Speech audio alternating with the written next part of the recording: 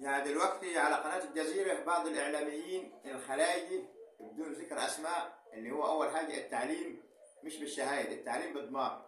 أنا بكلمكم راجل مش إعلامي، راجل بصمة اعتبروني. واحد فيهم ما يقول لك إيران أكبر خطر علينا على الخليج.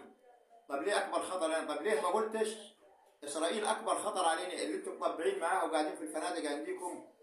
وحاجة يعني تحزن. يعني لو جبت العيل الصغير اللي يرضع بزازي هيقول لك إيران مش خطر عليكم، لان انتوا اللي حطيتوا الكتيل وحطيتوه عندكم، وبعد كده تيجي تقولوا خلصونا من الكتيل. القواعد الامريكيه دي مش خطر؟ تطبيع مع اسرائيل مش اكبر خطر؟ يبقى ايران ما حدش يلومني، يبقى انا ادافع عن نفسي. من حقي ادافع عن نفسي. القواعد الامريكيه دي من حقي ان انا اضربها لو في اي دوله، لانكم انتوا السبب.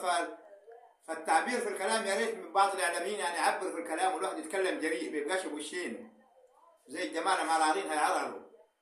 ايه ترامب هيقطع روسكم ولا اسرائيل هتغتالكم؟ يعني المسلمين يخلف ربي يمين شمال. انا لو دخلت في السياسه ممكن تجيني شتات او ممكن اتجنن. انا صعيب عليكم احنا في شهر رمضان.